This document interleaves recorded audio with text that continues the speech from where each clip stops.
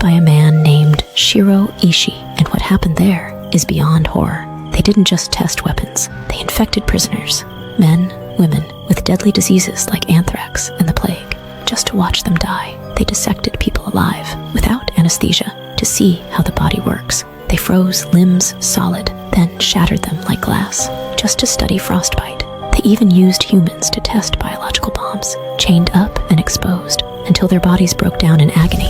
When the war ended, the facility was burned, the truth buried, the evidence destroyed, but stories leaked, and what survivors described still haunts history.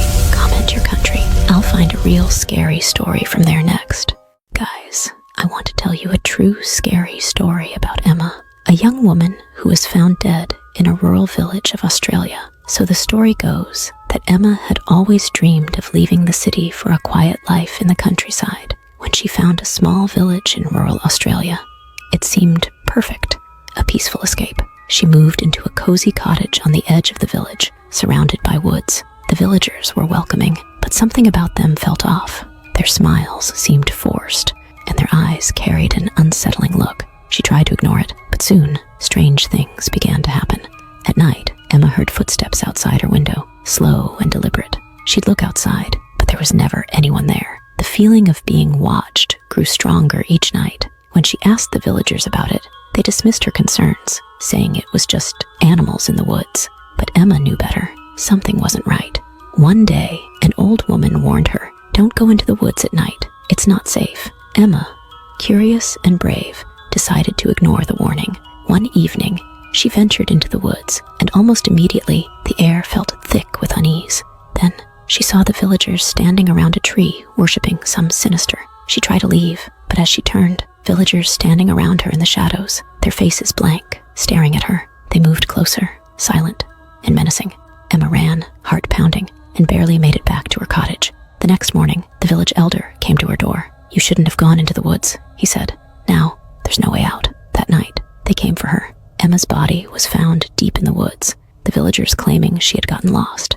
But the truth was buried with her. This village had secrets, and Emma had uncovered something she was never meant to see. Guys, comment your names. I will use your names for upcoming stories. True, scary story. A few months ago, something strange happened. I got home from work one evening and noticed an old, creepy doll sitting on my porch. It was small, maybe about a foot tall, with a faded dress and messy hair. The worst part was its eyes, wide, glassy, and staring right at me. I don't have kids, and I definitely don't collect dolls, so I had no idea where it came from. At first, I thought it was some kind of prank, and just ignored it, leaving it on the porch. The next day, the doll was still there, sitting in the exact same spot, still staring. That night, I was relaxing on the couch when I heard light footsteps outside. I thought someone was walking by, but when I looked out the window, no one was there. Later, around midnight, I heard scratching at my front door, like tiny nails dragging across it. My heart was racing, but I decided to check. When I opened the door, the doll was lying on its side, closer to the door, like it had moved on its own. Over the next few days, things only got worse. Every time I walked past the front door, I'd hear faint whispers, like someone talking just outside. Sometimes, the doll would be in a slightly different position, but I tried to convince myself it was nothing. One night, I heard a soft giggle, like a little girl's laugh, coming from outside. It sent chills down my spine. The final straw was one night, when I woke up in bed with a strange feeling. I turned on the lamp, and there, at the foot of my bed, was the doll, sitting upright and staring at me with those cold, unblinking eyes.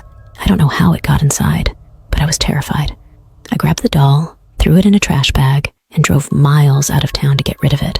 Since then, the noises have stopped, and everything's been quiet, but I'll never forget those eyes, watching me, like they were waiting for something. How would you rate this story? Share your rating in comments. 6 months after my sister's death, I heard her voice again. But what she told me that night was something I wish I had never heard. My name is Rose, and I used to have a really close relationship with my sister, Teshiamo. We did everything together. But about a year ago, she passed away in a car accident. It was hard to get through, but eventually I started to move on. At least, I thought I did. One night, I was home alone. It was a Friday night, and I was just watching TV. Nothing out of the ordinary. My phone rang, and I didn't recognize the number, but I answered it anyway. When I picked up, there was static on the line, and then a voice. It was Tashiamo's voice. It said my name, Rose. I froze. My heart started racing, and I couldn't speak. I thought I was losing my mind. I heard her voice again, but it sounded strange, like she was far away. She said, "Rose, you need to listen to me. You're not safe." I hung up. I didn't know what to do. I sat there, staring at my phone, trying to convince myself that it was a prank. But the number called again and again. I finally blocked it. I told myself it was just some sick joke. Maybe someone knew about Tashiamo and thought it would be funny to mess with me. But the weird thing is, after that night, strange things started happening. I would hear footsteps in the house, but no one was there. Sometimes I'd wake up in the middle of the night and feel like someone was watching me. And every now and then, I'd hear Tashiamo's voice again. Sometimes it would come from my phone. Other times, it felt like it was right behind me. One night, I got a call from the blocked number again. It went straight to voicemail, and when I listened to it, all I heard was heavy breathing. Then Tashiamo's voice whispered, "Don't go into the basement." I was too scared to even go near the basement after that. But that night, I heard noises coming from down there. I couldn't ignore it anymore. I grabbed a flashlight and slowly walked down the stairs. When I got to the bottom, I felt this cold, eerie presence. It was like someone was there with me. That's when I saw it. In the corner of the basement, something was crouched in the dark. It was too shadowy to see clearly, but I knew I wasn't alone. I ran back upstairs and locked the door. I haven't been in the basement since.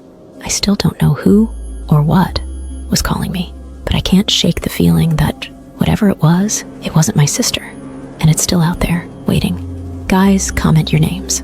I will use your names for upcoming stories. True scary story. Julia, a young woman searching for peace, joined an old convent hidden deep in the woods.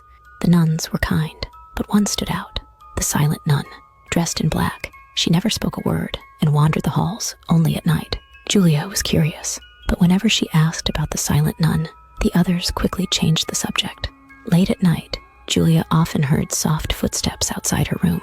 One night, she peeked out and saw the silent nun, her back turned. The air around her was freezing, and Julia felt a chill run through her. Over the weeks, the silent nun appeared more frequently, each time closer to Julia's door. One night, Julia glimpsed a pale, rotting face beneath the nun's veil. Terrified, Julia asked the Mother Superior about her. The woman's face grew pale as she revealed the horrifying truth. The silent nun had died many years ago. She had taken a vow of silence, but after her death, her spirit never left. She wandered the halls, unable to rest. One night, Julia awoke to a cold presence in her room. At the foot of her bed stood the silent nun, her veil lifted, revealing hollow, dead eyes. She whispered, "Join me."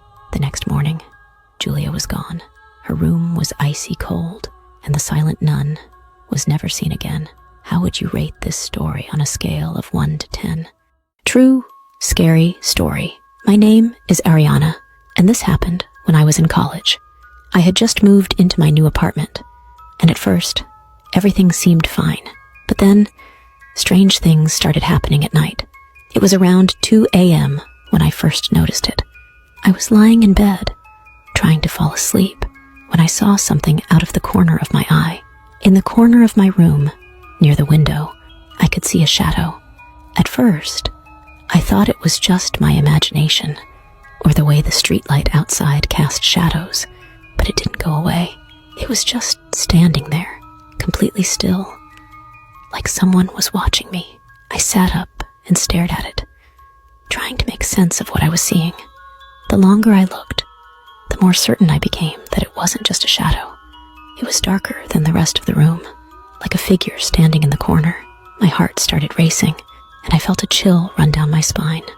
I wanted to turn on the light, but I couldn't move. It was like I was frozen with fear. I don't know how long I stayed like that, staring at this thing, but eventually, I got the courage to reach for the lamp next to my bed. I turned it on, and the shadow was gone. Just like that, it disappeared.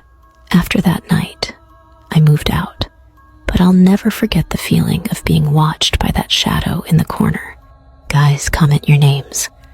I will use your names for upcoming stories. My name is Annabelle.